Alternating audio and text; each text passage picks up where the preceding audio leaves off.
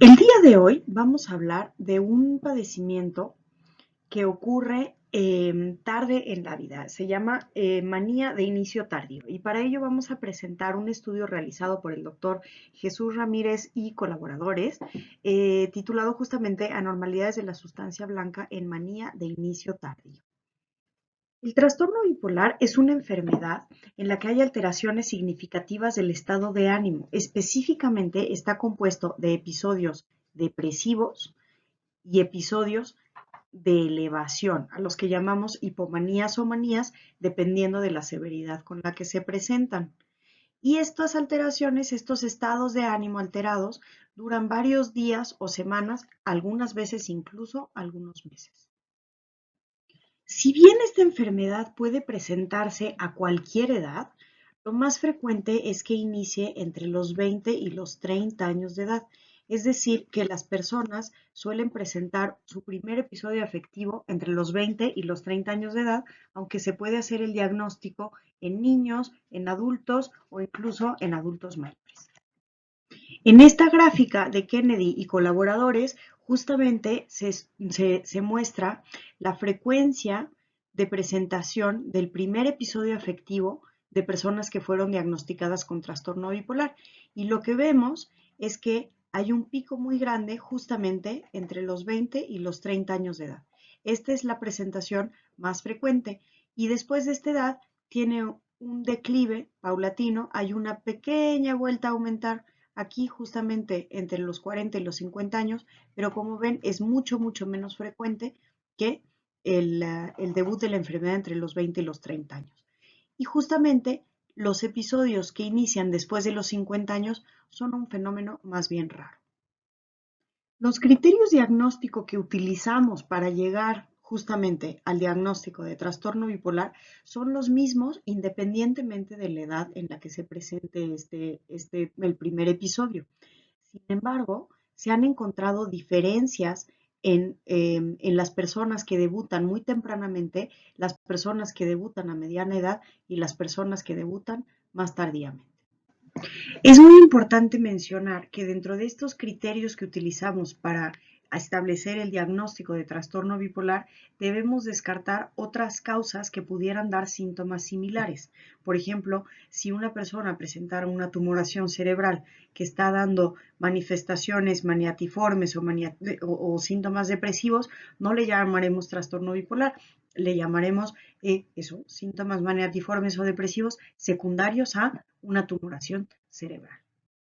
En efecto, si nosotros realizamos un estudio de imagen para ver el cerebro de personas que diagnosticamos con trastorno bipolar, lo más probable es que ésta sea completamente normal o que tenga alteraciones mínimas inespecíficas, ¿no? Que no podríamos atribuir. Sin embargo, se ha visto que las personas que tienen un primer episodio de manía después de los 50 años tienen característicamente ciertas lesiones que se ven como pequeñas manchitas blancas en la resonancia magnética y no se sabe bien a bien si tiene o no relación con esa manifestación que están teniendo y no se sabe bien a bien tampoco cuál es el origen de estas lesiones. En lo particular, no sabemos si estas alteraciones que se han descrito en personas que debutan tardíamente tienen en realidad una relación con la manifestación clínica o si están presentes en personas de esa edad y es simplemente algo que ocurre con el paso del tiempo.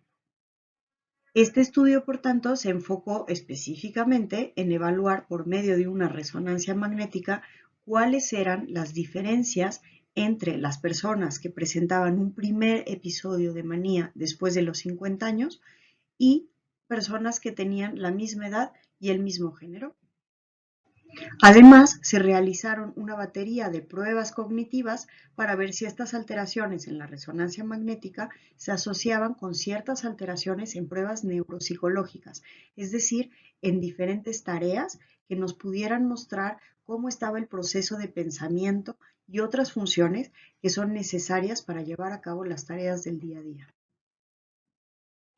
El principal hallazgo de este estudio es que las personas que tenían justamente del grupo de manía de inicio tardío, o sea, de manía después de los 50 años, comparados con sujetos de la misma edad y del mismo sexo, presentaban estas pequeñas alteraciones que aquí vemos, estas pequeñas imágenes blancas que se pueden ver en la resonancia magnética y que justamente representaban alteraciones en la comunicación entre unas neuronas y otras. Eso les llamamos en los tractos cerebrales.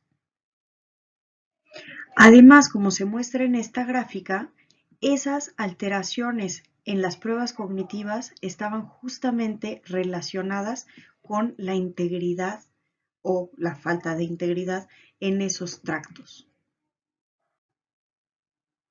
Lo que quedó claro pues con este estudio es que estas lesiones que se habían descrito en pacientes con trastorno bipolar de inicio tardío no forman parte del proceso natural de envejecimiento, no están presentes en otras personas cuando no tienen estas manifestaciones clínicas, es decir, estos síntomas de una manía clara de inicio después de los 50 años.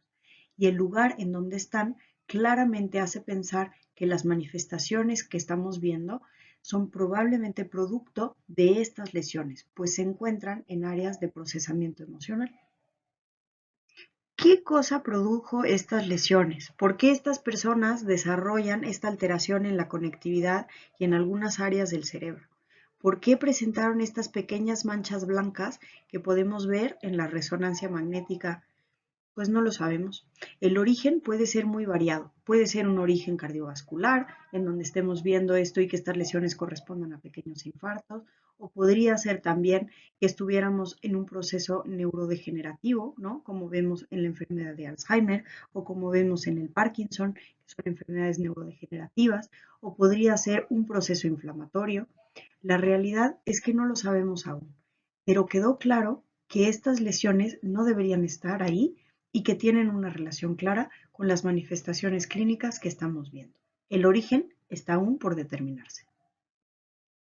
Por otro lado, también sabemos que el trastorno bipolar, aunque normalmente no se acompaña de alteraciones en la resonancia magnética, sí es frecuente encontrar en las personas que tienen mucho tiempo de evolución pequeñas lesiones de sustancia blanca que aparecen más tardíamente en la enfermedad.